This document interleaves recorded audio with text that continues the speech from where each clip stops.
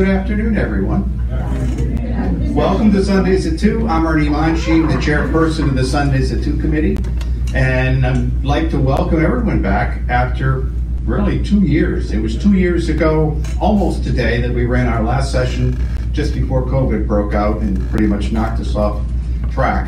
We didn't run a program in 2021, so we're back, and we're looking forward to a good series of sessions this year. You can see the sessions listed up on the screen, and if you didn't get a copy of the schedule, it's on the table here, the green sheets. Please feel free to grab one, because they're not every Sunday, but they're at 2 o'clock.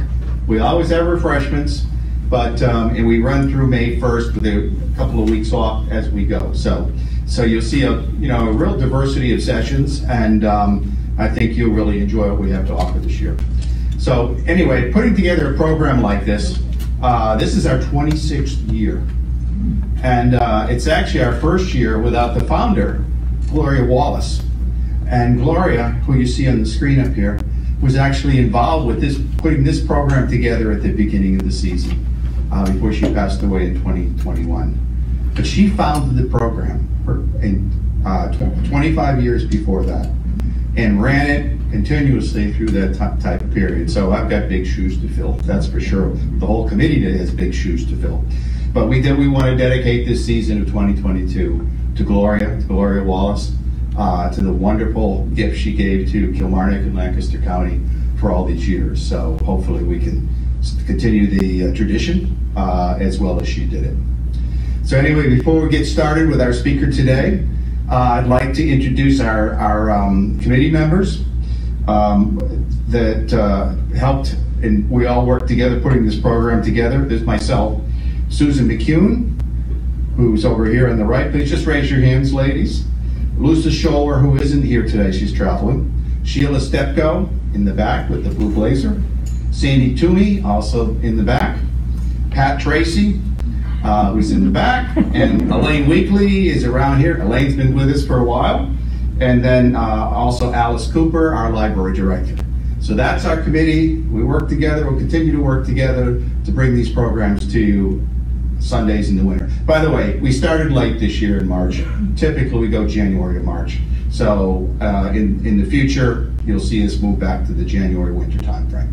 So with that, I'd like to introduce Susan McCune, our committee member, who will introduce our speaker for today. Thank you. Good afternoon. We're so happy to have you all here for our first event. And I have the privilege of introducing Alina Baker Rogers. And we had the privilege this afternoon of having lunch together, so I got to hear a few tidbits about her and her growing up days. And she's a native of West Philadelphia and moved here in 2013 and lives in Whitestone. And she retired here, and I did hear that she has some companions with her book writing. She's got 2 little Chihuahua dogs that seem to whisper in her ear quite often. She's a lifetime educator, specifically a university professor and administrator, and she's received a lot of community service awards, specifically a membership in the United Way. She's been a big volunteer with the United Way, and we're happy to say that she is also on the board of our own Lancaster library right here. So I think that is it. Oh, I did hear one other fun fact. She is, I can't believe this because she looks so young, but she is a grandmother of 4. She wanted me to mention that, so anyway. So I'd like to introduce to you Dr. Alina Baker Rogers.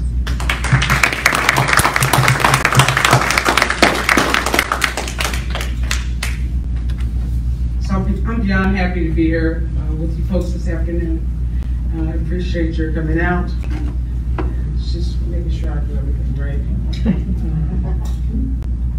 Yeah, thanks for coming out this afternoon. I really appreciate it.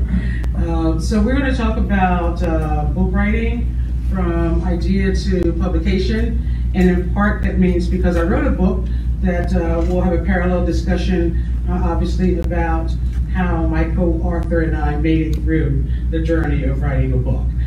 So that's going to be the framework. Otherwise, I don't think I'd know how to do it.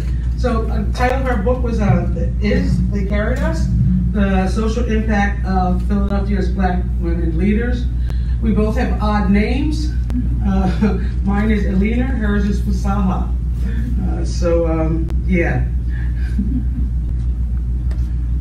So, the first thing you really think about is why in the world would anybody want to write a book?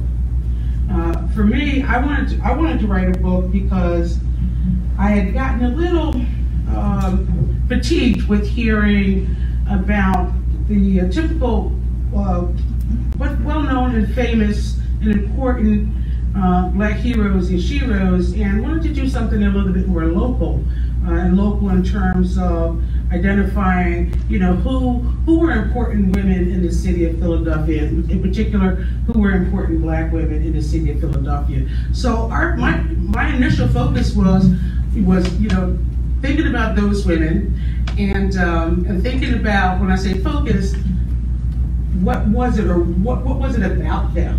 Why did I want to do a project about them very specifically? I wanted to celebrate them, and I wanted people to get to know them. And the audiences, well, let me just, before I go there, I had known a number of the women who I thought would qualify for being in such a book.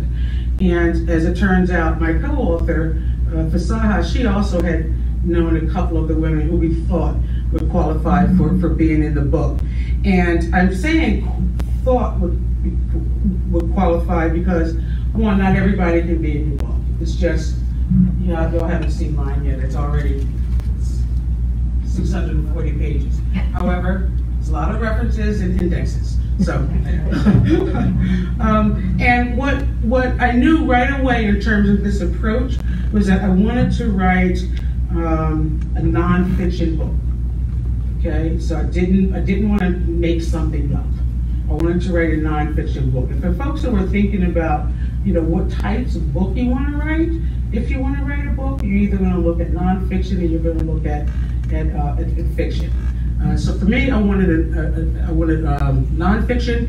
I also wanted to think. I thought about the audience who I wanted to target. Was at first I really wanted Philadelphians to know more about their own. Honestly, I really wanted that at first, and not just when I'm saying Philadelphia Philadelphians broadly, but in particular, I really wanted young people.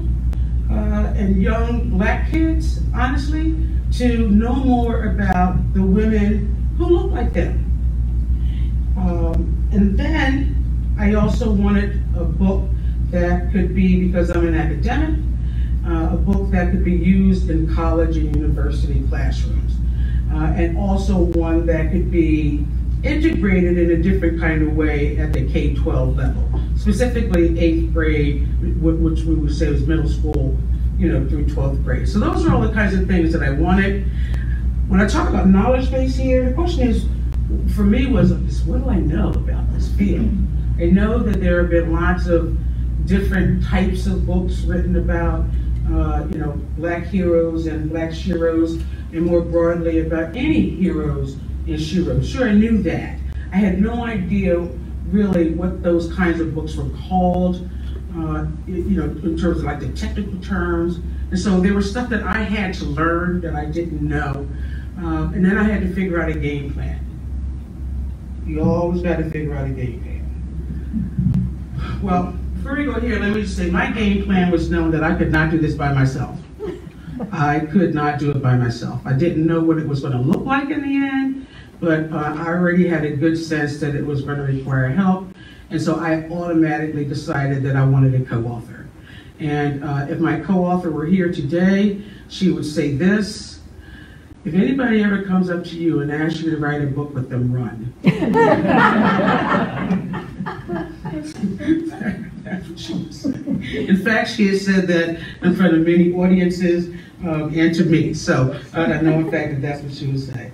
So, as I said, I knew that I couldn't do this by myself. I knew that I wanted a scholarly text. I knew that I wanted a book that could also feel touchable.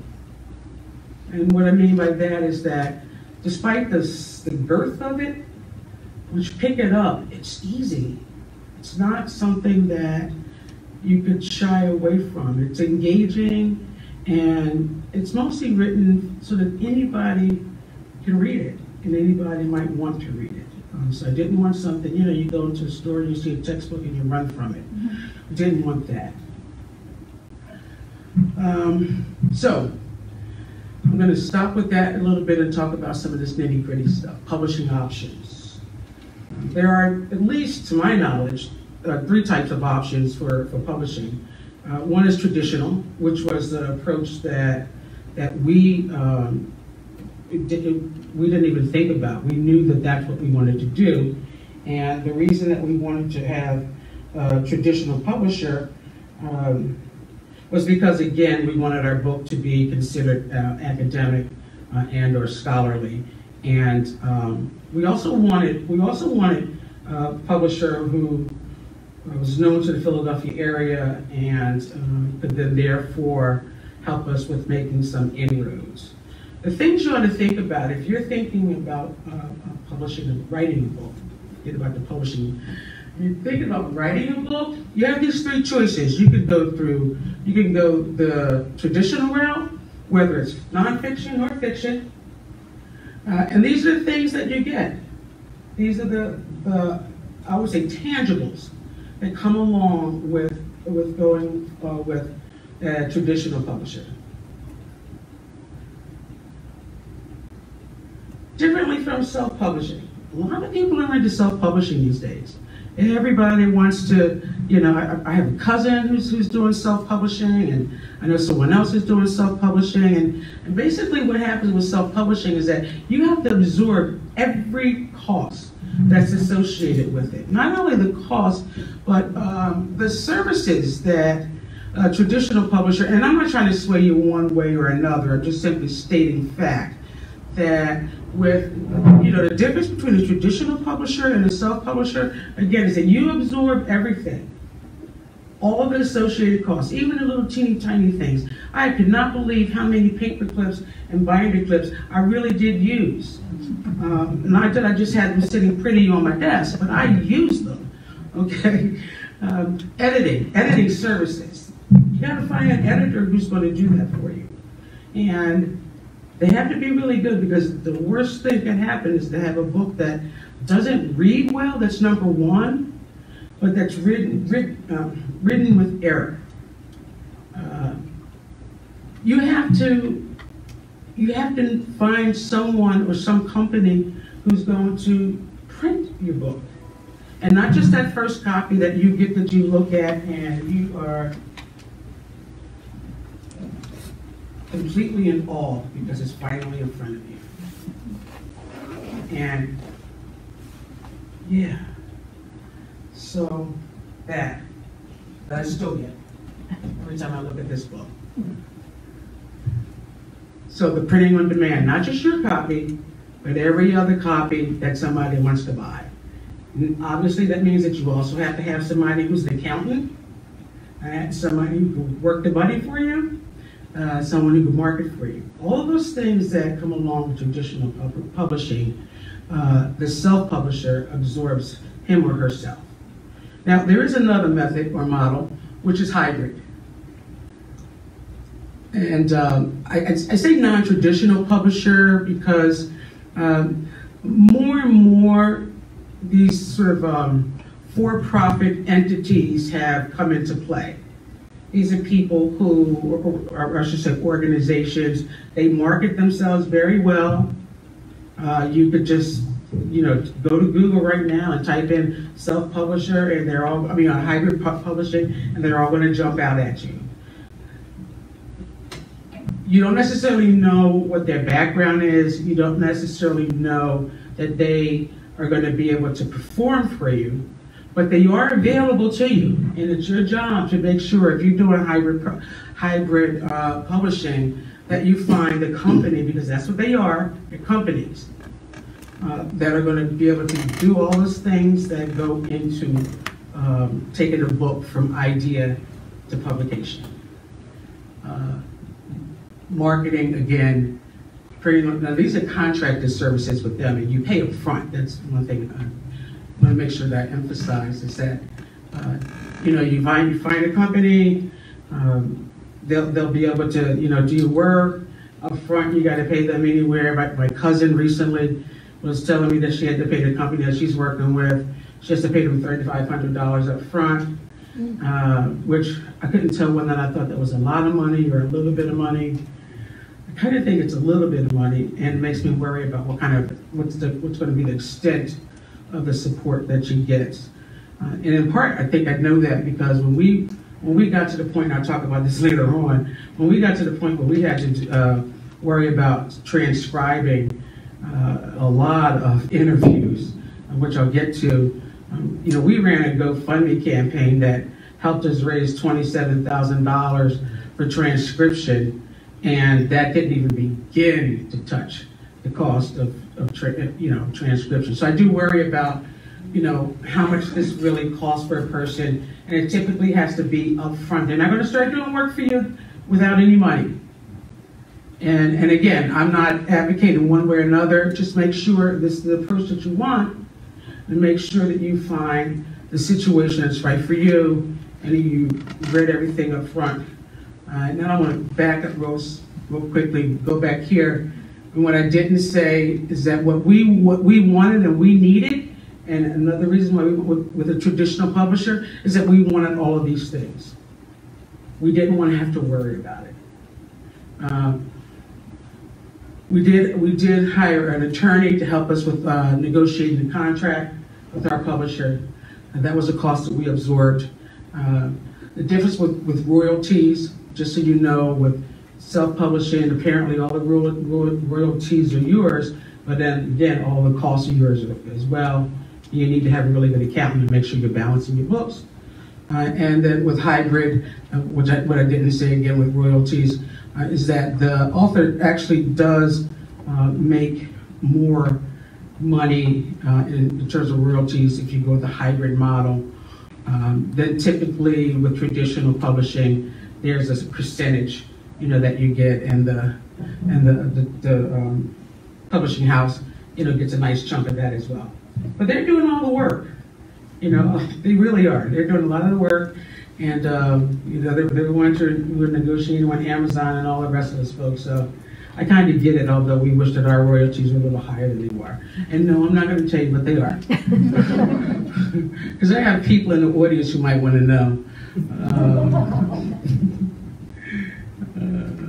So, in case I haven't said it or I haven't said it clear enough, for us in publishing, they carried us. We wanted a book that would be celebratory. We wanted to celebrate these women. We wanted people to know about these women. We wanted people to get pause, to think about a group of women who you've never heard of before.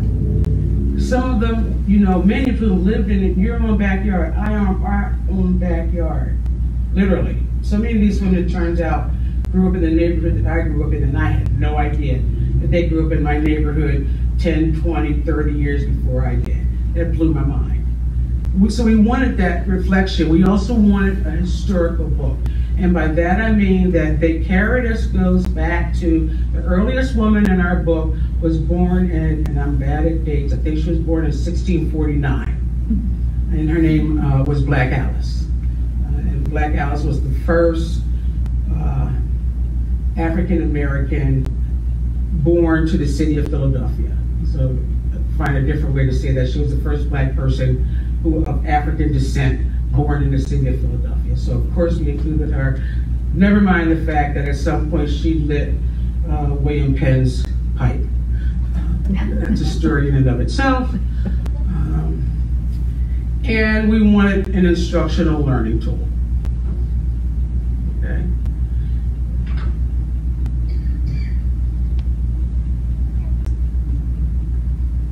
We had no idea what we were getting into.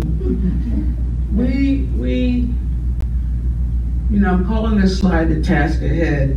I could easily, say what I have in my notes is that we were naive. We really did not know anything about publishing. We fortunately knew about writing because of our professional careers and the fact that we both happened to have degrees in journalism, but my undergrad was in journalism, but later I changed that. So I guess that where I'm going with this is that we really had no idea. We were in awe. We realized soon enough that this was going to be a massive undertaking. And this is another reason why Fasaha would say run, because we were both supposedly retired. And, so much for that. Honestly, so much for that. They carried us. Features 95 women, half of whom are our historical, we refer to them as forerunners, and the others are contemporary women. And yeah, you see it there, 47 interviews, 48 research subjects, and then this endless amount of reading, writing, and editing. I have no other way to say that. That's probably one of the slides that I will read, well, you heard me read verbatim, because it's a lot to take in. It is a massive undertaking. And for those of you who are thinking about nonfiction writing, you do have to understand that there's a different way to do book writing from fiction writing. Fiction, you could just make it all up. And that's wonderful. It works for me. My favorite author is Stephen King, and he makes a whole lot of stuff up. I should say my second author now. I had to kick him to the curb a little bit. So what we had, actually I have some handouts that, Mario, Appendix B, just pass it around, I'm going to give him a second to do that, to gather myself. I don't think you're going to have enough. No, don't worry about it. Just let them share. They'll share. Yeah, they'll share. Yeah, you're just sharing. You're just taking a glance at it and passing it around. Just take a glance and pass it around. So what Mario is handing out is, and just pass it around, as I said, is Appendix B. We had to figure out who was going to be, we had to figure out who was going to be in this book in the first place, right? Okay. We knew that we wanted black women, but that's all we knew. Okay? Yeah. So we had to figure out who we wanted in the book. And I think I'm sort of missing a slide. We had to think about what that meant in terms of getting ready for this undertaking. So what I'm passing around is,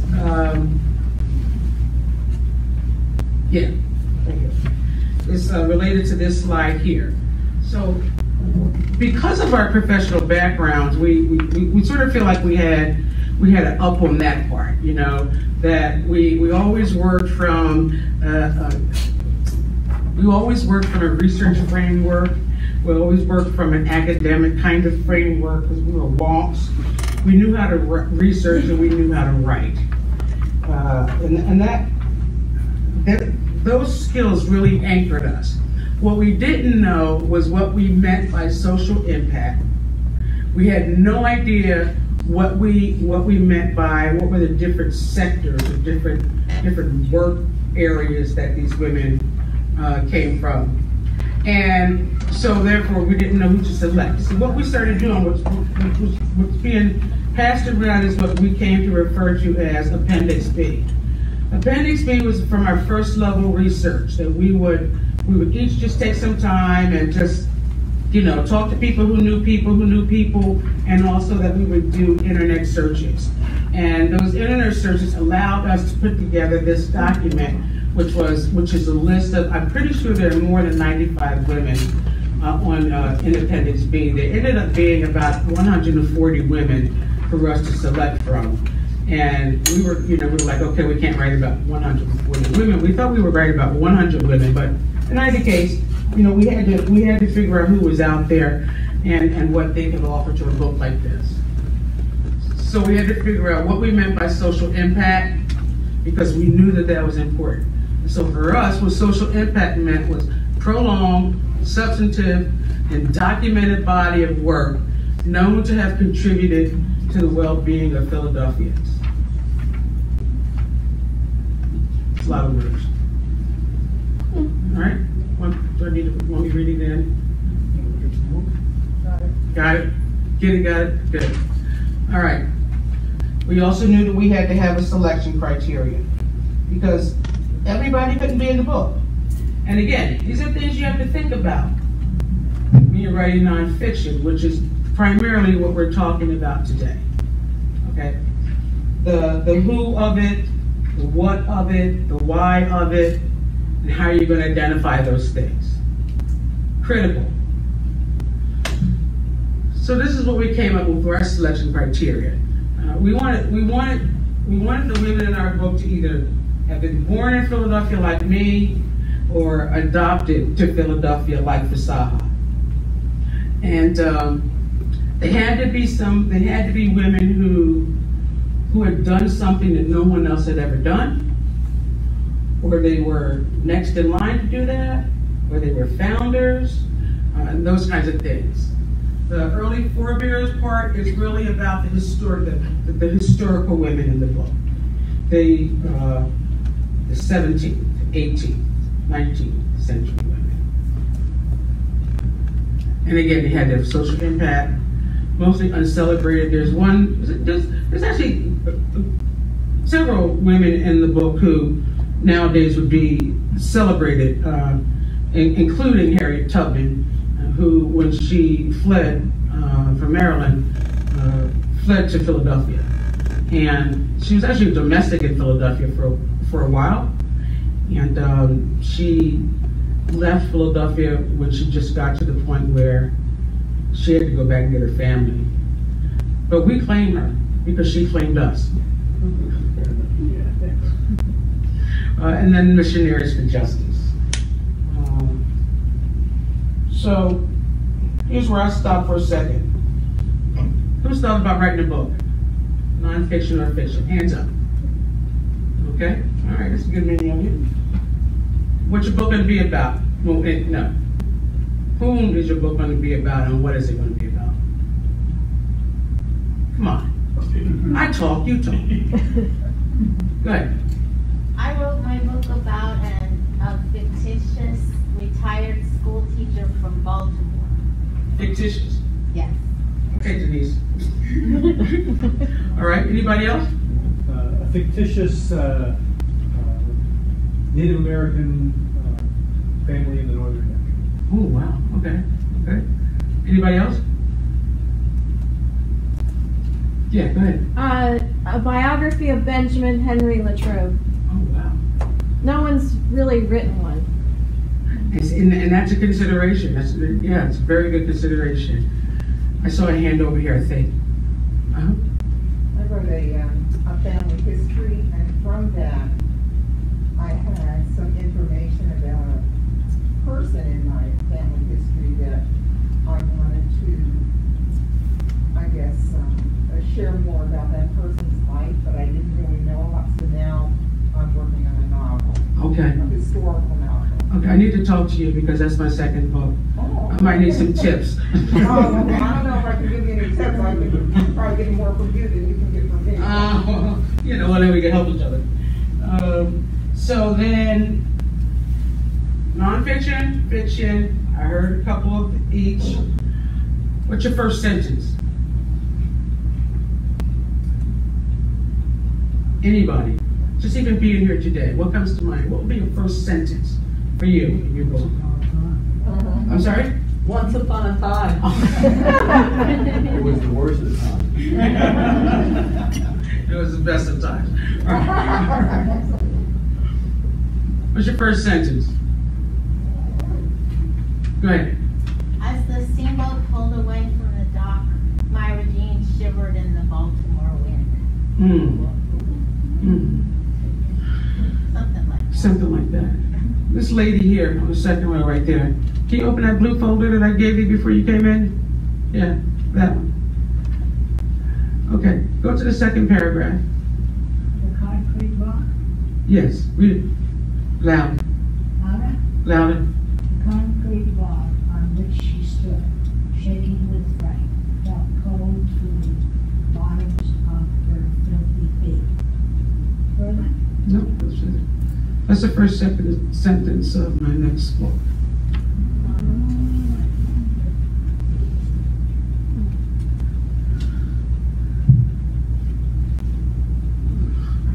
Okay, changing gears a little bit. You cannot write a book if you don't have these things. I'm just going to say it like that. You cannot write a book unless you have these things. Okay? And you can have some pencils if you want, but you're going to be doing an awful lot of erasing. I have decided actually with my second book that I am mostly writing from pen to paper. But that's only because I started my thoughts, as you'll see when you get that home, in journal format. And it was out of all of the journal writing that I was doing that I realized that, no, this is not a journal, this is a book. So that's why I made that switch. And I'm still doing some handwriting because it feels really good to do handwriting, because I don't do it too often. But that means I'm going to have to pay somebody to type for me. So I'm probably going to abandon that. So you need all these things, okay? And you know what you also need, and which I've left out of this slide? What else do you need? Anybody? What else? Housekeeper, yeah.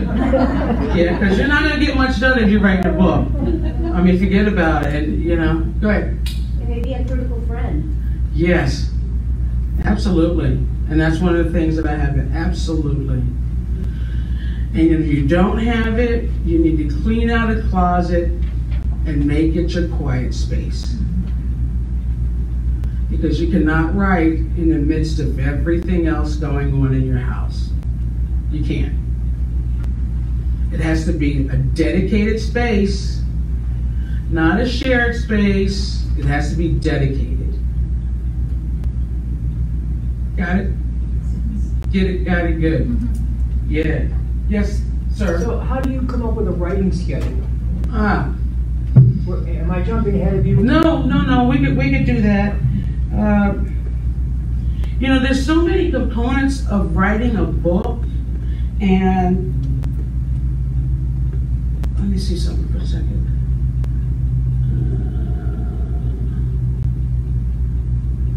Okay, I know where it's at now. I just wanted to double check where I was at. There's so many components to writing a book that the thing that you need is schedule. And you say to yourself, with all the things that are going to go into this book, I am writing on, I opted not to write on Monday mornings. I just felt like I didn't want to write on Monday mornings. But I said, okay, that means that I write Monday afternoon, Tuesday morning, Thursday afternoon. And you stick to it. And Monday afternoon for me was anywhere from 12:30 to 7. That's what I did in my office, was write. I didn't do anything else except for get up and go to the bathroom, and get something to drink or something to eat, and come back. You figure out the times that work for you. So I have this whole contingent of people who I met at the Y, and like we do water aerobics together, and they're sitting on that side of the room because they like me a little bit, so they came out today. And I would never schedule to write at 10:30 in the morning. Because we don't have enough time to regroup. You know, for me to get back, finish at 9:30, get home around 10:15, and then start to write. So those times, to answer your question, Bruce, you pick those times that are not going to conflict or interfere with anything else, and you stick. Okay, so you're breaking this down to a week. You're not thinking in terms of 7 years. Who knew I was going to write a book for 7 years? No, and it changes over time. Okay. Yes, no, it changes over time. However, at the beginning, you stick. You stick to that plan at the beginning. Period. And anything else that you want to do, which is like eat for longer than 5 minutes, whatever, you do those things around you. Writing becomes the primary thing that you're doing. It's the thing.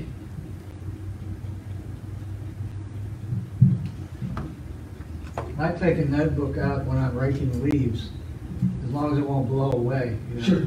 Because thoughts will come to me when I'm doing other activities. That's right. That's absolutely right.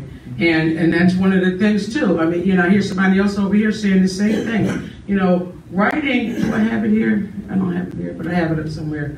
Writing happens when you're doing other things as well. If you have, I don't know, do they still have those little tape recorder things we used to have? If that's you, then take that with you if you have a thought.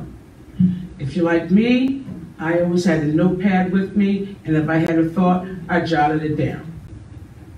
So writing happens in different ways, okay, yes.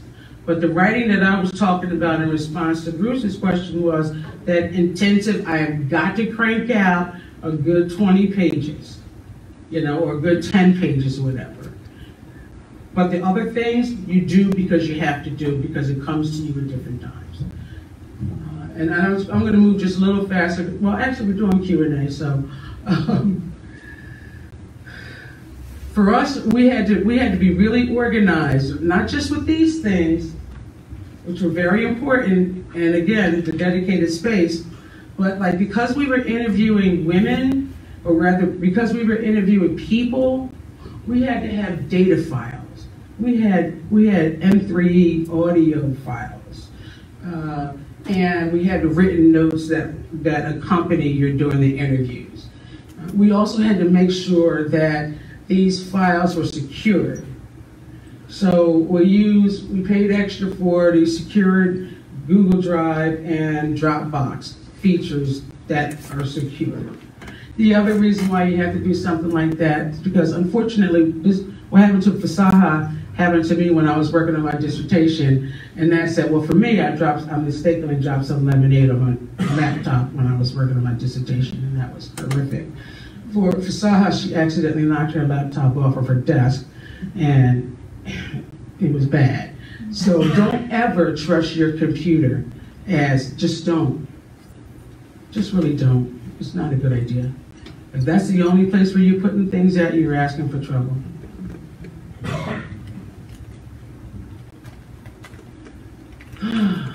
I'm going to speed up just a little bit. We had to invite these women. We say, hey, we really want you to be in our book. Will you be in our book? You can hand those out. You can hand those out now. Yeah. And just pass them around. Take a look at them. We really want you to be in our book. We had this colorful language about why you should be in our book. We had to have folks sign an acceptance, and they also had legally binding interview and photo consents. This is serious stuff. This is serious stuff. And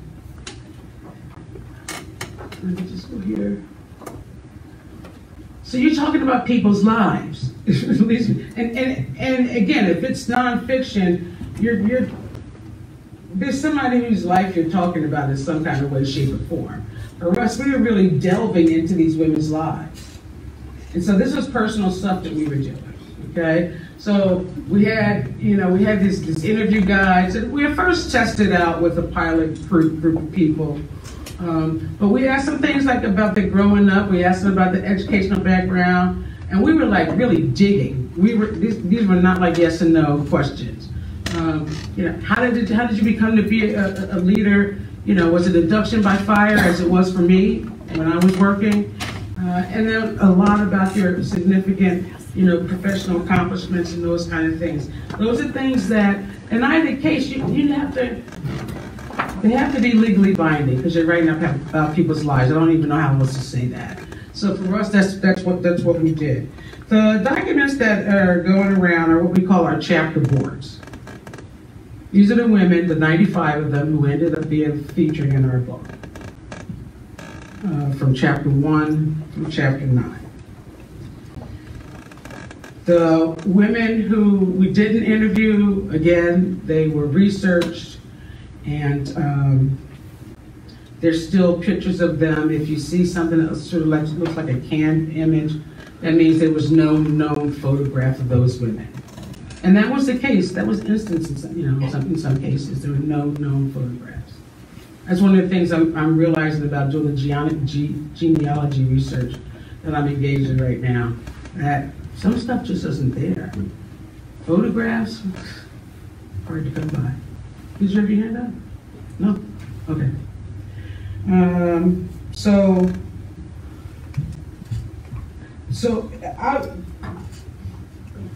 Everything that I said to you so far applied to years 1 through 3.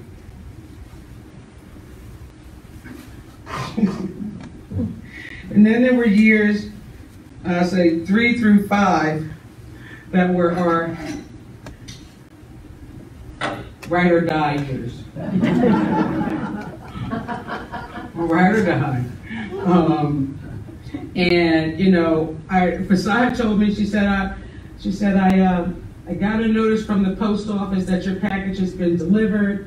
I was not expecting a package from her. I had no idea what she was talking about. She was like, get up and go get it now. I'm like, but I'm writing. And she said, well, get up and go get it now. So I went to the post office and I opened it and it was this. Ride or die. Because that's what we were engaged in. This was a level of energy that, wow, it was really hard work. But it was also exhilarating, even with the feeling of it being overwhelming, it was exhilarating, but it was exhausting as well. You can imagine. During those ride or die years, we had meltdowns. I had 2 hissy fits. She says 3, but it was really only 2. I'm sure of it. I'm sure of it. Is that daily? Stick with me.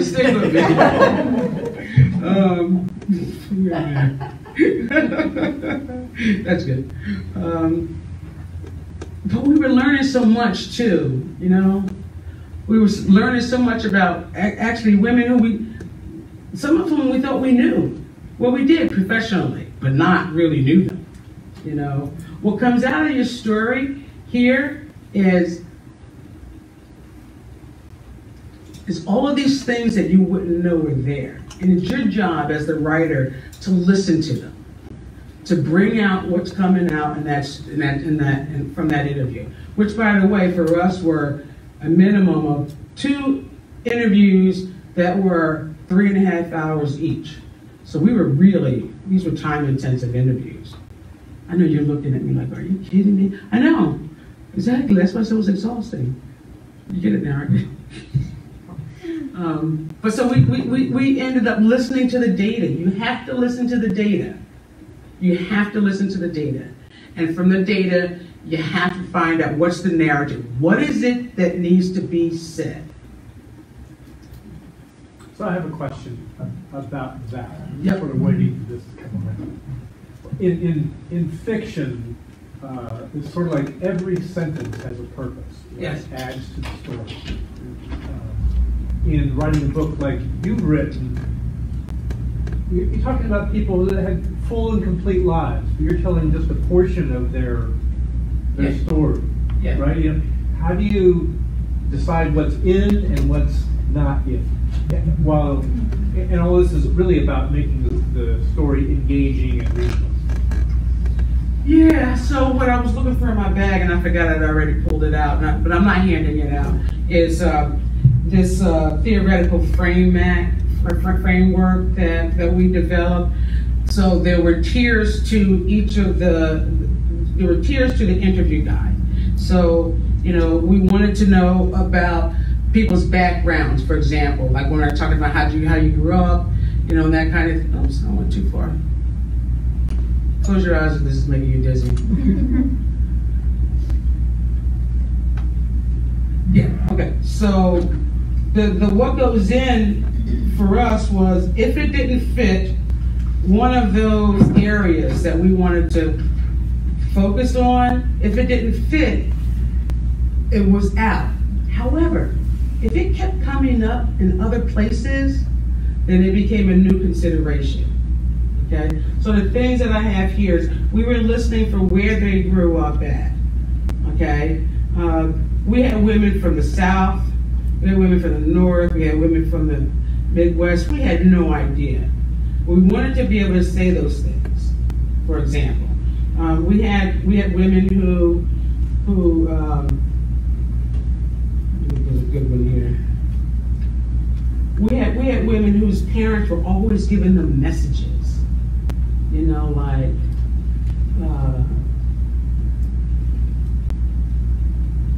what was a good message? A good message was, give back. Give back. If somebody helps you, your job is to learn how to do that for other people. That kind of thing kept coming up. So we knew we wanted to include that, for example. Okay. To a person, all of our women experience racial discrimination.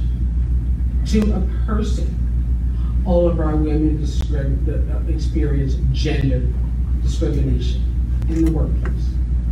We cannot leave that out. Okay? So that's how you know, and not everything gets in. It can't.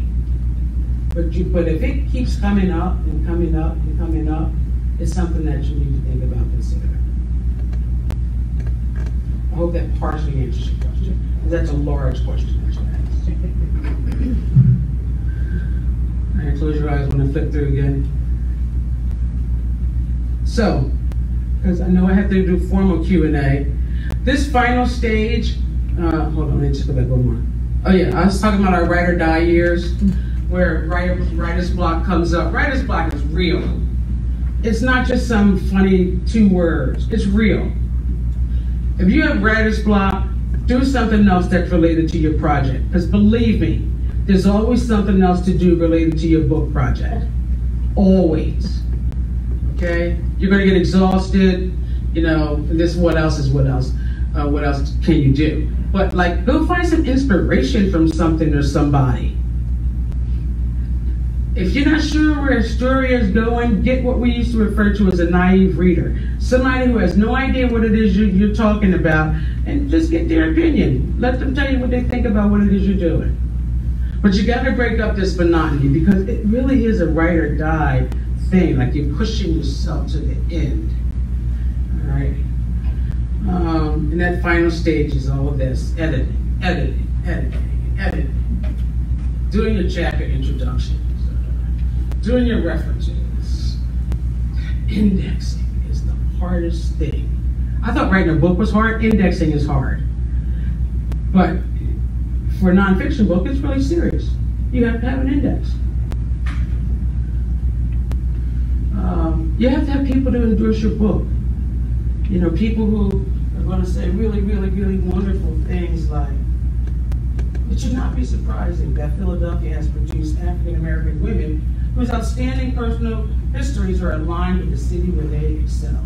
For the first time, these authors bring together the stories of African American women from pre-revolution America to today, and succeed in showing their related and continuing effects as women leaders.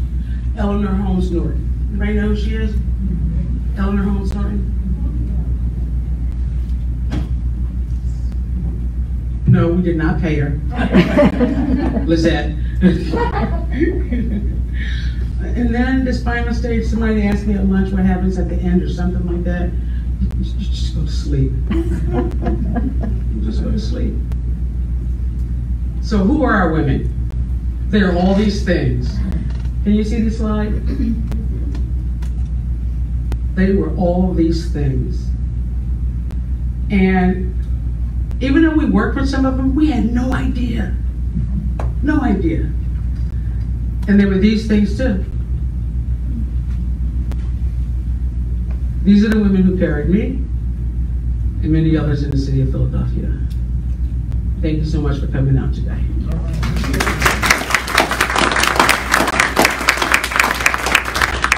Question. What editorial comment did your subjects have over your final product?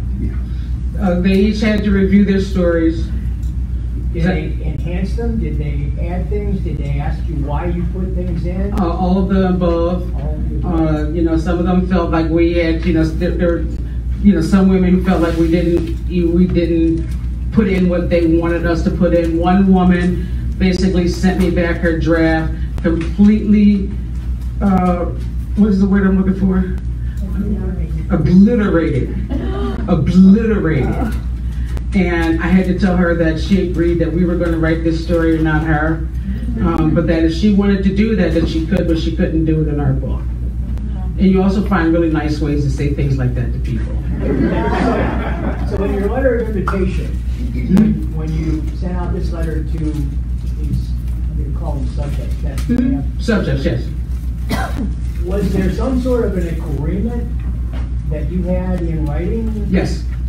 And the agreement that you had in writing gave you the right to do what you just said. Absolutely. And that is to tell the story whether they liked it or not. Absolutely.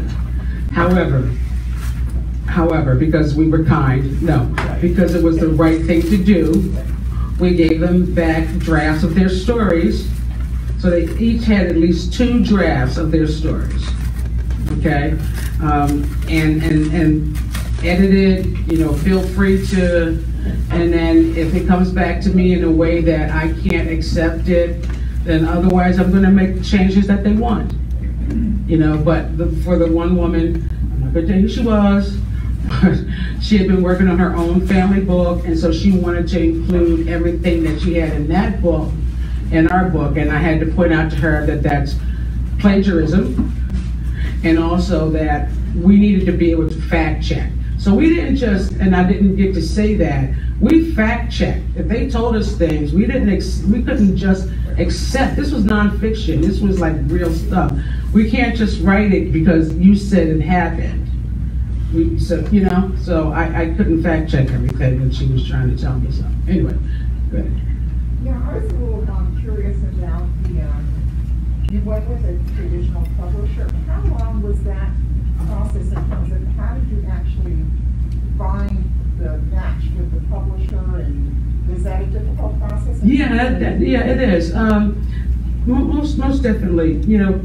Especially for us, we were first-time authors, and that's a very important question if you're a first-time author. Which means we weren't known. People knew of us, but we weren't known, and so we were a risk.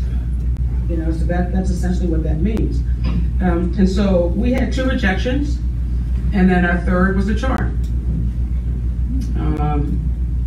And even then, we still did not rely on, verbal agreements. We got an attorney, and our attorney reviewed the contract. We made sure that there are things in there that were changed or that we wanted and certain stipulations. And that's how you have to do that. Yeah. There's a question over here. Did you have a question, Shirley? I have a question.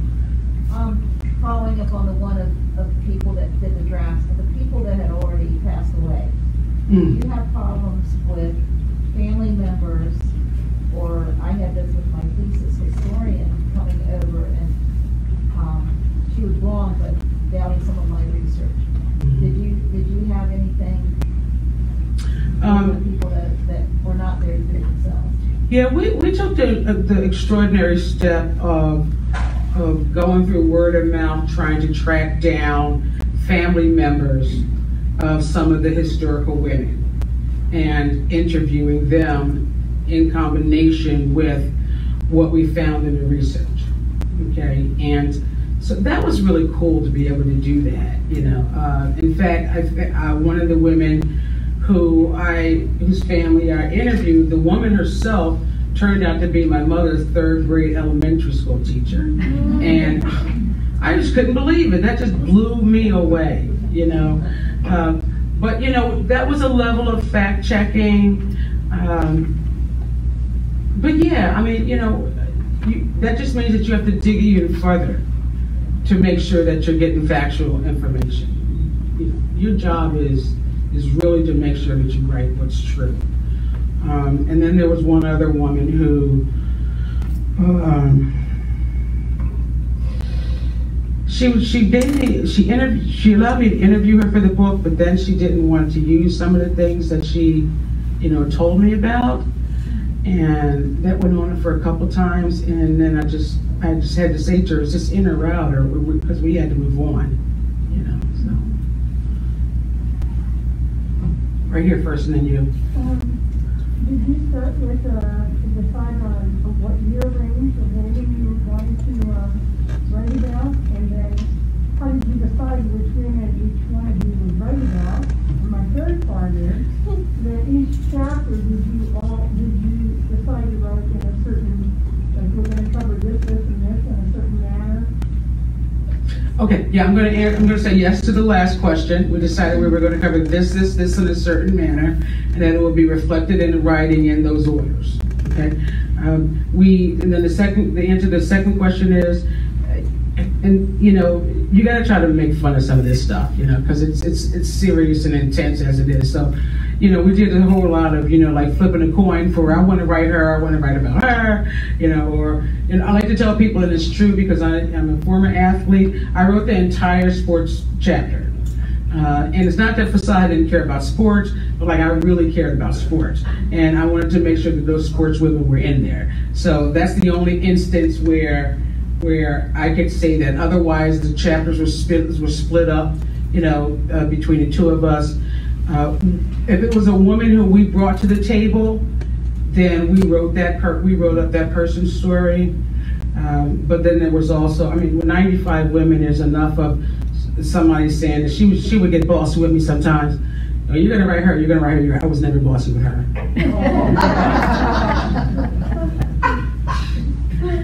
Do they answer all of your questions? Sorry, what about year range? Oh, the year range we just let come out. We didn't define what that year range was going to be. We just let that come out. We just let it happen. You mentioned you did a chapter on sports. Then did you have certain areas that you were looking for? No. Okay. No. Not at all. Not at all. Yeah. Just let it happen. So. I think there was a question here first. Her, and then I'll go to you. Go ahead.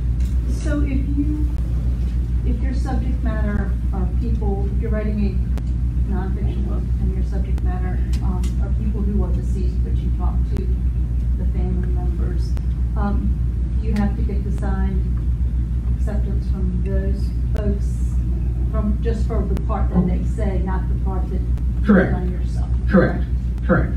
Yeah. Correct. My question was about when you had the agreement with the publisher. Had you already started writing the book, or was this before you even started writing? No, you have to do a manuscript proposal. So, and I'm sorry I didn't say that. You have to do a manuscript proposal. They have to have some sense of whether or not this is something that fits who they are. You know, whether or not it's something that they want to, you know, financially buy into or legally buy into, all those kinds of things. And so what you do is you end up floating your proposal. Okay. And it's like an outline of the book, or how detailed is the manuscript? No, ours was really narrative. We wrote up, I think maybe it was about, we half wrote up, we didn't fully write up. We have wrote up about a dozen stories, you know, just simply from the research and what we knew about the women, and we included photographs because the book also includes photographs. So yeah, and then we had, I think, a sample book introduction as well. Is there something that I'm not saying that you want to add? No, but it aligns with what we went through when my husband and his co-author wrote the book. Okay. Yeah, so I'm acknowledging everything. It's like bringing it all back. Okay. Yes. Isn't it pretty remarkable that your third publisher said yes? Was it remarkable? Well, I think, I mean, from what I hear from other people, Yeah. like you get a lot of. Yeah, you get a lot of rejections. Yeah. I think the first one was Temple University, and we probably weren't going to ever get Temple University because of the nature of the work that they do around African and Afro-American history, and we always sort of had a feeling that we were stepping on their toes with that. So we probably weren't going to get them anyway. So, any other questions? Did you use an agent? No. We simply use an attorney for our, for our contract negotiation with the publisher and for the drafting of our interview consent and interview and photo consents forms. But otherwise, we didn't have an agent. Neither of us. Are you going to sell the book locally like a book? Yeah, I'm definitely going to arrange that, and also I think that somebody's going to say something about book sales, but I don't know if that's me or somebody else. Oh, I guess. How far along are you on the second book? Bruce. He wants my schedule. Huh? Your schedule. And then tell him to show up at Water Aerobics on Monday morning, and I'll give it to him. You're in the pre-write or die stage. I'm in the pre-write stage. Yeah, yes, definitely, most definitely in the pre-write or die stage. Everyone, thank you so much for coming, and a big round for Alina. Thank you. She's not leaving, so please chat with her over some cookies and some coffee or tea. And we do have a clipboard if you would like to pre-order the books. And they'll be here delivered on the 11th. They'll be delivered. All right, thank you again for coming. Thanks, everybody.